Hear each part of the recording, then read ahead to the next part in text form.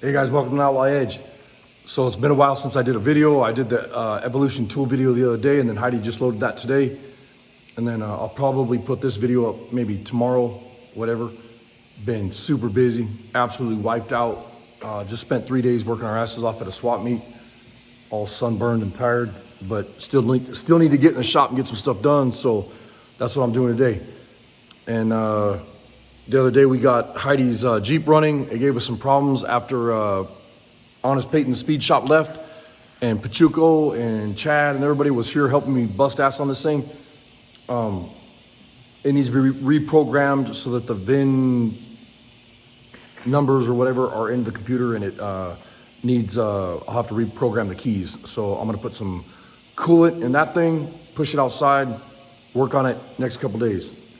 Right now I just need some time to myself, so I need to work on my car so I don't have a mental breakdown. Just trying to get some stuff done, you know. I want to see my car get done, not done, but you know, get a lot of it done so I can at least get it off my damn welding table. Tired of seeing it sit up here. But I'll flip the camera around and I'll show you some of the stuff I got for the car and some of the stuff that I'm doing to the car. So I took the body off today. One of the things I need to do is the rear fenders go right here, and I need to notch the body right here so that the rear end can go up and down with the suspension in the body. And today I got everything plumb, square, level, whatever, and then I got the tires on the rear end, sat them on the welding table.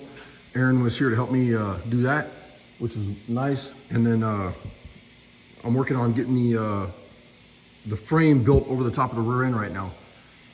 And I ended up changing, me and Bill Cameron from Edge of Eternity, Bill Cameron Edge of Eternity on YouTube, we were setting up the frame rails and all that stuff. I ended up changing a couple things just because I ran into some problems with the 4-link. And I have the 4-link bars right there, which I'll be doing next. I gotta build the brackets to hold the 4-link and the pan hard bar and all that crap. But what I'm working on right now is I took the plasma cutter, laid a disc on here, drew out the, wow, sorry about the crap camera work. Drew out the notch for the rear end, and then I took my plasma cutter and I cut that notch in there. And then the next thing I'm gonna do, this wouldn't work out because the body, I only have around 17 inches to here to work with. Ooh, that's hot.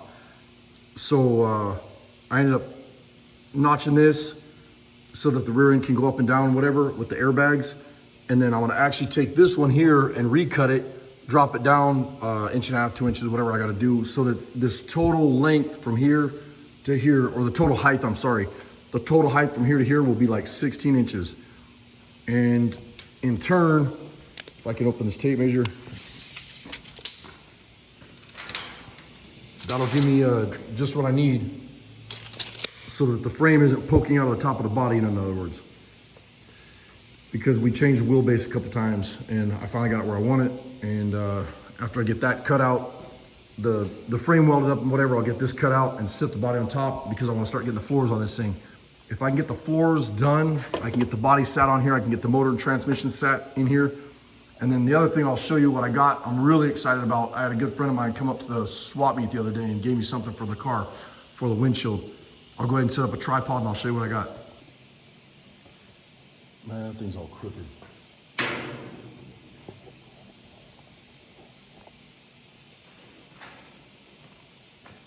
Oh, had the camera on, sorry about that. You guys heard me say it was crooked. But anyways, on the car that I'm building, the style of windshield that I wanted, I was talking with a friend of ours at the swap meet, and I want to thank Bird for running those parts to me and giving them to me. It blew me away. Guy comes up to me, says, "Hey, you still building that car?" And I said, "Yeah." And he says, "I got some parts for your car." And I'm like, "What's that?" And he was telling me, you know, you remember when we were talking about the windshield and everything, how you wanted to run it. I got the parts for you. And I was like, sweet. So he hands me this bag and the glass and everything. I brought it home and the stuff fits absolutely perfect on the cowl. And it looks so badass on here. But the parts that he brought me are from a Chris Craft boat. And this is the center here. And these are the pieces on the outside. So these pieces here, hopefully you can see that in the camera. These pieces will sit here, and then this one right here, like that in the center. And then the glass sits right here on the cowl, like this. And obviously this will be pushed over and then this glass will get cut right here.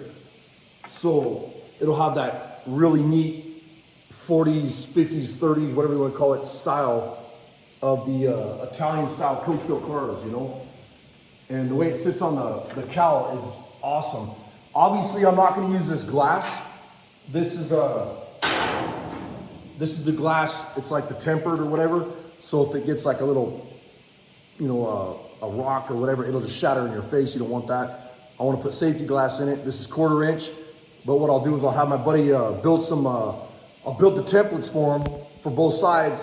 And then I'll have him cut out and make me some safety glass for this car. So if something happens, you know, it might break the windshield, but it's not going to, you know, shatter in your face in little tiny shards or little tiny pieces of glass. Which I was surprised it had those. I was surprised it had that kind of glass on a Chris Craft boat in the first place, you know. But it'll be really cool to have those parts on there. Anyways, enough of the rambling. I'm going to show you what else I did today. So the other thing I did is I moved the frame forward today. I took both vices off my welding table, or this is like a layout table, I guess you'd call it. And I clamped everything down earlier, had the table move forward, put some wheel shocks right here, just mounted them with vice grips. But then Aaron and I were in here working and we were laughing and talking and whatever. And he's like, when are you gonna cut those stupid things off? Well, I've been wanting to do that. So I was like, well, I might as well do it today. So these were sticking way out here. And this is from that S10 Chevy pickup chassis. And I whacked those off. And then I'm gonna cap these, make them look real nice. And then that way when the fenders come down like this will be my radiator mount that goes across for the support and everything. And then, you know, the fenders will be big and this will be hidden now instead of poking out of the front of the car. I don't know if I'm gonna run bumpers on it or whatever, but you know, I can run my bumper mounts and stuff off those too if I need to. But yeah, I still need to cut this, like I was saying, 1.5 inches up, whack it off there, drop it down, spot weld it. I'm not gonna weld nothing solid because I wanna get everything kind of spot welded on here, and then I'll set the body on here and see what it looks like, see if everything's gonna clear, see if I'm gonna have, you know, plenty of suspension and whatever, and how the airbags are gonna work. And then obviously, these are not the 4-link bars that I'm gonna use, but these are used for mock-up, or will be used for mock-up, so which is perfect. I'll build a mount right there, and then I'm gonna cut these stupid brackets off right here, and I'll build a mount there so that these are coming up like here. And then on the inside, I'll have another bracket, and they're gonna come across to another cross member. This is a temporary cross member. This is gonna get moved. I'll build a permanent cross member here and have the brackets that mount to the 4-link style setup. And then I'll have my shocks, my airbags, all that crap. But anyways, I'm exhausted. I'm gonna get out of here. Appreciate you guys watching. Thanks for all the support, and we'll see you on the next video. Later.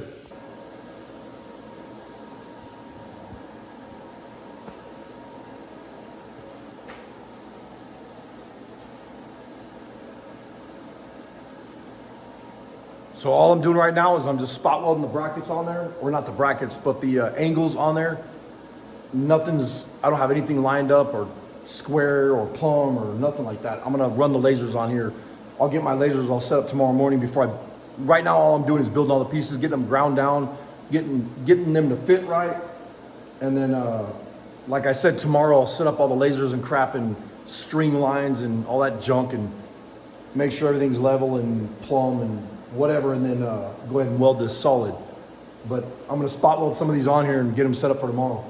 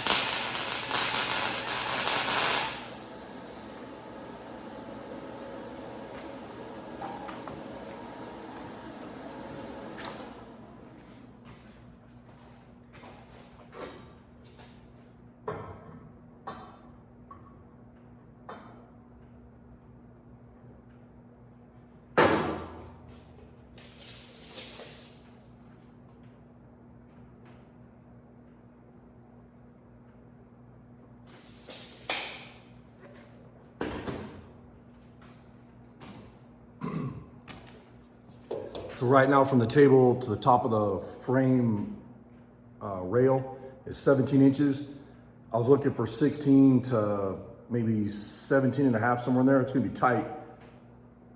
But if I need to, I could drop it down a little bit more just by cutting another 1/2 inch off the bottom of this tube.